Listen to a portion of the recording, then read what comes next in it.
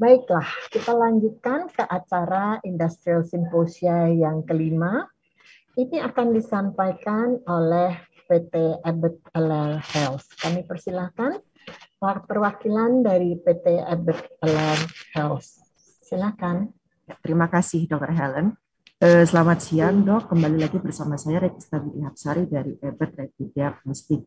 Pada Industrial Symposium yang ke-6 ini, kami ingin menyampaikan mengenai HIV Rapid Test Diagnostic yang akan disampaikan oleh Dr. Agnes dari RSHS Bandung. Di mana kita ketahui bersama bahwa HIV Rapid Test Defense keempat ini mampu mendeteksi antibodi dan antigen P24. Sebelum memulai, izinkan saya membacakan CV Dr. Agnes.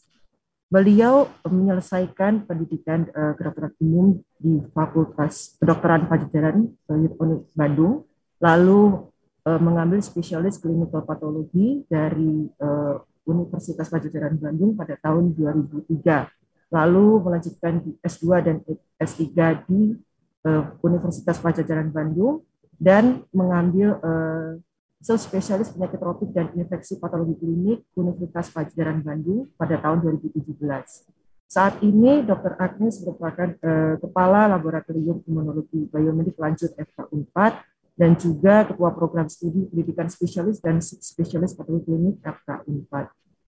Beliau saat ini juga menjabat sebagai Ketua Pokja HIV, Pengurus Pusat Perhimpunan Dokter Spesialis Patologi Klinik dan Kedokteran Laboratorium Indonesia. Selamat pagi, Dr. Agnes. Selamat pagi, Mbak Tista. Terima kasih. Mohon izin untuk share screen. Ya. Selamat pagi para guru besar, guru-guru saya, senior, sejawat sekalian. Kemudian juga saya ingin memberi selamat kepada panitia Aqualem dan pengurus INAEKAS atas berjalannya acara yang sangat menarik ini. Mohon izin saya akan menyampaikan share sedikit mengenai HIV RDT generasi keempat serta implikasinya terhadap algoritma diagnosis HIV. Mungkin Bapak Ibu sekalian tidak asing dengan pemeriksaan ini. Ada bagusnya nanti kita lihat bersama-sama apa yang update dari hal ini. Baik, HIV sudah menjadi epidemi dari beberapa tahun lampau, dan kita lihat semakin sulit kondisinya karena pandemi HIV, pandemi COVID saat ini.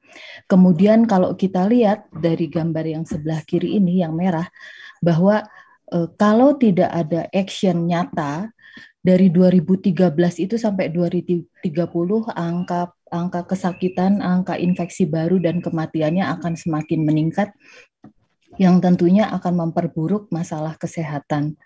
Sementara berbagai negara sejak 2014 sudah berkomitmen untuk melaksanakan satu tindakan yang nyata untuk epidemi HIV ini, sehingga pada tahun 2030 diharapkan seperti model yang sebelah kanan akan dicegah 21 juta kematian, kemudian 28 juta infeksi baru, kemudian 5,9 juta anak dicegah terinfeksi HIV/AIDS, serta dampak ekonomi yang luar biasa besar. Nah, cara penanggulangan ini atau cara komitmen yang akan dilaksanakan oleh hampir seluruh negara di dunia adalah dengan fast track ini. Diharapkan tahun 2030 akan tercapai 95, kemudian mencapai infeksi baru kurang dari 200.000, serta tidak ada lagi diskriminasi terhadap HIV/AIDS. Target antaranya adalah pada tahun 2020 sudah lampau dan terkena imbas pandemi COVID 90 ini. Apa itu 90 Kita lihat bahwa diharapkan diharapkan 90% orang-orang yang terinfeksi HIV/AIDS ini tahu akan statusnya. Tahu akan statusnya artinya harus melaksanakan pemeriksaan HIV test ya. Kemudian 90% dari orang yang terinfeksi HIV ini mendapatkan terapi antiretroviral dan 90% dari orang yang mendapat antiretroviral ini tersupresi jumlah virus dalam tubuhnya. Nah, kemudian kalau kita lihat 90 pertama tadi adalah tentang testing HIV. Jadi kalau kita lihat dari tata laksana berkesinambungan HIV, pintu masuknya adalah diagnostik atau diagnosis HIV. Diagnosis HIV sendiri merupakan serangkaian kegiatan, tidak hanya langsung di laboratorium langsung memeriksa, tapi dari mengencourage seseorang untuk mau dites, kemudian dilingkan ke tempat pemeriksaan, dan selanjutnya sampai nanti begitu ada hasil baik positif dan negatif, itu bisa dilanjutkan ke perawatan selanjutnya, baik perawatan terapi kalau positif maupun pencegahan kalau negatif. Nah, kemudian kita lihat algoritma yang masih digunakan di Indonesia adalah berdasarkan peraturan Menteri Kesehatan tahun 2015. Kita tunggu keluarnya Permenkes terbaru, diharapkan tahun 2022 ini. Ketua Panli-nya Dr. Agus yang juga ketua INAEKAS gitu ya. Nah, kalau kita lihat memang di HIV diagnosis algoritma ini menggunakan 3 metode, bisa menggunakan RDT ataupun enzim imunoasai lain. Kemudian mungkin ini dokter-dokter sekalian sudah familiar. Jadi bila tes pertama hasilnya non-reaktif, dikeluarkan non-reaktif, tetapi kalau hasil pertama reaktif diteruskan pemeriksaan kedua dan ketiga, kalau seluruh hasil reaktif dinyatakan sebagai positif. Tetapi kalau 2 di antara 3 tes ini reaktif dinyatakan sebagai indeterminate yang harus diulang 2 minggu kemudian. Nah, ini adalah algoritma yang direkomendasikan oleh WHO tahun 2015. Nah, ini sebetulnya tetap menggunakan tiga tes untuk sampai diagnosis. Ini yang sama adalah kalau tes pertama non-reaktif langsung dikeluarkan ya sebagai HIV negatif. 3 tes pertama reaktif dilanjutkan tes kedua dan ketiga. Kalau hasilnya 3 reaktif kita nyatakan sebagai positif. Perbedaannya adalah di bagian ini. Kalau terdapat hasil yang berbeda antara tes pertama dan kedua, itu kalau WHO menyarankan melihat penggunaan tes HIV yang digunakan, apakah generasi kedua, ketiga, atau keempat gitu ya.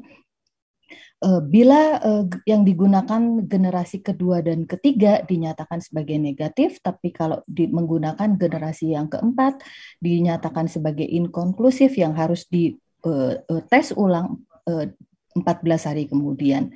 Nah, ini artinya kita juga harus mulai melihat tes yang kita gunakan di lab kita itu generasi keberapa gitu ya. Kemudian kalau kita lihat apa sih perbedaan tes generasi pertama, kedua, ketiga, dan keempat, tes generasi pertama masih menggunakan antigen dari lisat virus ya, jadi masih kasar dan hanya mendeteksi imunoglobulin G. Kemudian pada generasi kedua menggunakan protein rekombinan dan peptida sintetik sebagai antigennya sehingga lebih sensitif dan lebih spesifik walaupun masih mendeteksi hanya imunoglobulin G. Kemudian pada generasi ketiga ini sudah mendeteksi IgM selain imunoglobulin G. Sementara yang generasi keempat yang sekarang mulai banyak digunakan juga mendeteksi antigen P24 selain mendeteksi antibodi IgG dan IgM gitu ya. Jadi yang generasi keempat istimewanya adalah juga dapat mendeteksi antigen P24. Nah, kemudian kita kembali ke struktur virus ini. Jadi seperti virus pada umumnya, HIV memiliki envelope, memiliki kapsid, dan memiliki core. Nah, yang kita highlight pada hari ini adalah antigen P24 yang terletak pada kapsidnya. Ya. Kemudian kita lanjut. Nah, bagaimana generasi keempat ini digunakan pada tes serologi HIV. Jadi banyak platform yang dapat mendeteksi antigen dan antibodi generasi keempat ini.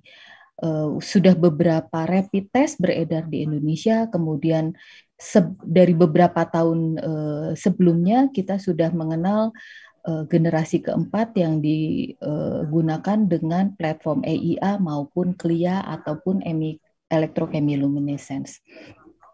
Nah, kemudian istimewanya P24 ini adalah bahwa dapat ditemukan dalam jumlah yang tinggi pada periode yang sempit sebelum antibodi timbul atau sebelum terjadinya serokonversi. Sifat istimewa inilah yang digunakan sebagai prinsip dari generasi keempat pemeriksaan HIV ini. Kemudian CDC dalam beberapa review artikelnya juga mengungkapkan bahwa dari berbagai penelitian ditemukan bahwa generasi keempat dari tes HIV ini cukup sensitif, sangat sensitif dan sangat spesifik. Jadi sensitivitasnya di atas 99,7%, di atas syarat dari WHO ya, nanti kita lihat. Spesifisitasnya juga cukup baik di atas 99,5%. Sifat antigen P24 yang dapat ditemukan awal bahkan sebelum pembentukan antibodi ini sangat menguntungkan untuk dapat mengidentifikasi individu yang terinfeksi secara lebih dini. Kemudian pada beberapa layanan seperti layanan donor darah ini juga sangat menguntungkan karena dapat mendeteksi lebih dini karena sensitivitas serokonversinya yang sangat tinggi. Tetapi harus diingat pula bahwa antigen P24 ini tidak hanya ditemukan saat awal penyakit, tapi juga tahap akhir dari penyakit, di mana pembentukan antibodi juga sudah sangat turun. Nah, sehingga critical point dari diagnosis awal dari HIV adalah pada saat akut, di mana sebetulnya virus yang ada dalam darah sangat tinggi, gitu ya, sehingga penularan juga lebih tinggi. Kemudian dari sisi kontrol epidemiologis, kalau kita dapat mengidentifikasi lebih dini, artinya kita juga dapat mencegah penularan lebih lanjut. Sementara dari aspek klinis, menemukan kasus lebih dini, artinya seseorang dapat mendapatkan terapi lebih dini, kemudian akhirnya prognosisnya juga akan lebih baik. Nah, kemudian kita lihat impact dari generasi tes HIV ini terhadap waktu deteksi, gitu ya. Kita lihat ada eclipse period adalah saat dari antara infeksi dan tidak ada pemeriksaan termasuk molekuler yang dapat mendeteksi.